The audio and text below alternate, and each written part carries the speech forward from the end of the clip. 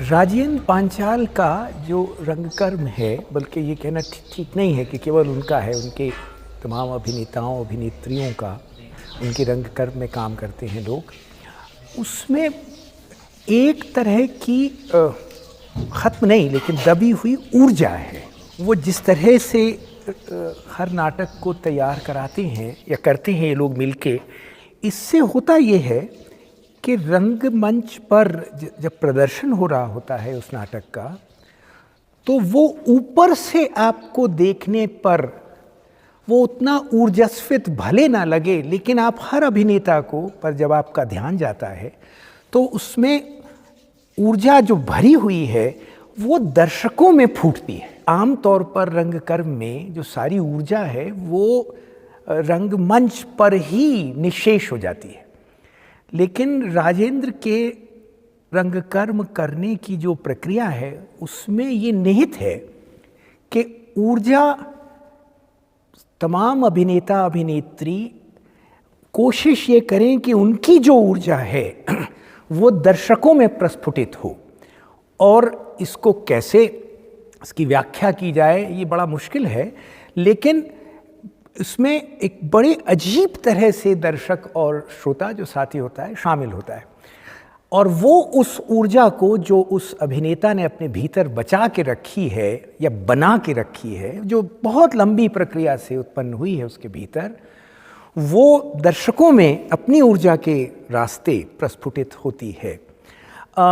दूसरी बात ये है कि ये वो रंगकर्म है जिसको हम स्पेक्टिकुलर कहते हैं, वो ना हो के वो स्पेक्टिकल किसी भी क्षण हो सकता है, उसकी आसन्नता होती है उसमें, और तमाम नई रंग युक्तियों के साथ कई सारी ऐसी रंग युक्तियाँ जैसे कथा कवि सूर्यमल की, उसी में आप देखें उस नाटक में अगर आप देखें तो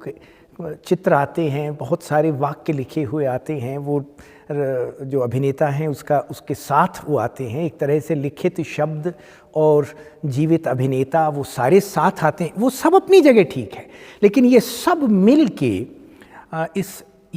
वो रंगकर्म है जिसमें जो ऊर्जा का जो संचरण है वो रंगमंच पर ख़त्म नहीं हो जाता, वो प्रेक्षागृह में होना शुरू हो जाता है, और इस ऊर्जा की चपेट में सारे दर्शक और श्रोता, ये सारे के सारे दर्शक और श्रोता आ जाते हैं। और मुझे उसका कारण ये जान पड़ता है कि ये उन बहुत थोड़े से रंगकर्म में है दुनिया के शायद, जहाँ जीवन से रंगकर्म तक आने का जो रास्ता है वो ऊपर से देखने पर बड़ा आसान लगे, वो ऊपर से देखने पे ये ज़रूर लगे कि ये जीवन को ही यहाँ संघनित कर दिया गया है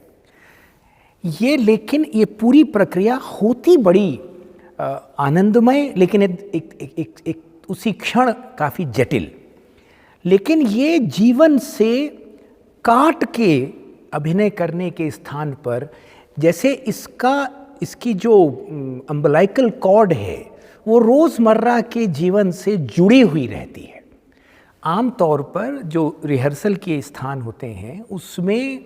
जीवन से भिन्न अलग, यानी वो अम्बिलाइकल कॉर्ड काट के रंगकर्म अलग किया जाता है।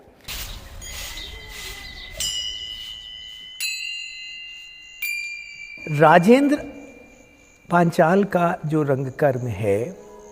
और ये पैराफिन थिएटर का, ये रंगकर्म मंच इसका वो स्थान है। एक तो वो हमेशा मंच पे बने बनाए मंच पे करते नहीं हैं, वो तो अनेक जगहों पे करते। वह मंच या जो भी मंच है, जो भी नाटक का स्थान है, उसका काम ये है कि वो दर्शकों में, दर्शक श्रोताओं में जो न सिर्फ ऊर्जा को, जिसको हम कहते अनलीश करे, खोले, बल्कि उसकी कल्पनाशीलता को खोले। तो एक रंग कर्म करते हुए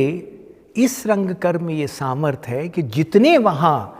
दर्शक श्रोता बैठे हैं उनमें उतने रंग कर्म वो पैदा कर देता है। इसलिए मैंने ये ध्यान दिया था, मैं जब भी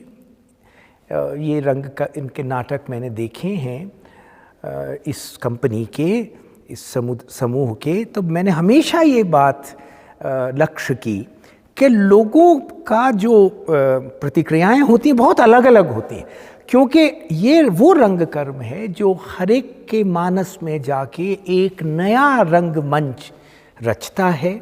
और एक तरह की ऊर्जा अनलीश उसके अंदर, एक अलग तरह का अभिनय, एक अलग तरह के अंतः संबंध अभिनेताओं के वो उत्पन्न करता है। और ये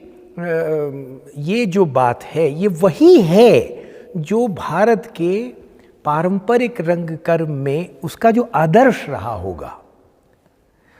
उस तरह की कुछ बात है जो आधुनिक रंग कर्म में वैसे आ नहीं सकी है, क्योंकि उसमें सारा जो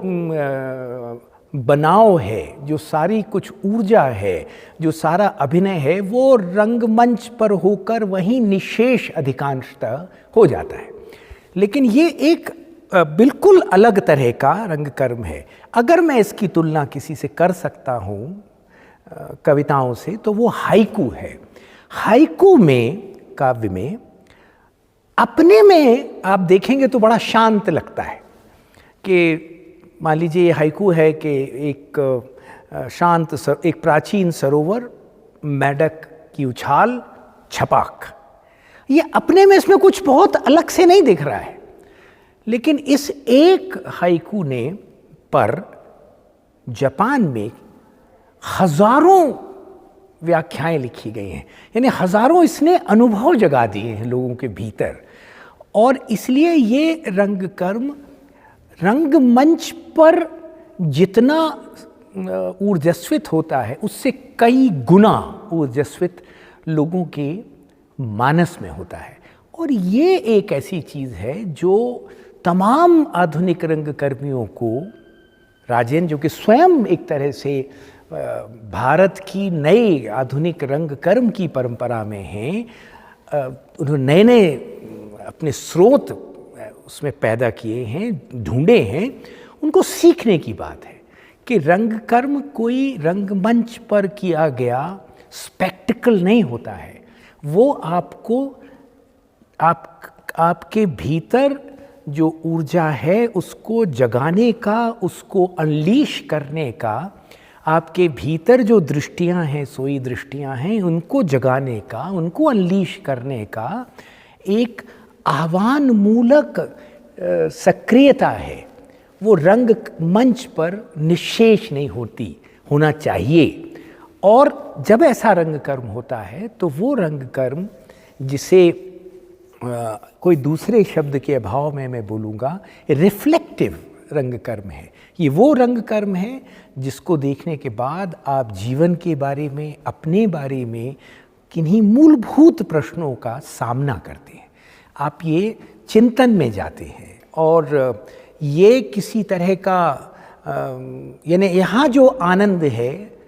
वो आनंद उस चिंतन के दौरान आता है। इसलिए इस नाटक को, इन नाटकों को देख के जब आप बाहर जाते हैं तो ये नाटक आपके मानस में चलता चला जाता है आपके साथ, वो रंगमंच पर छूट नहीं जाता।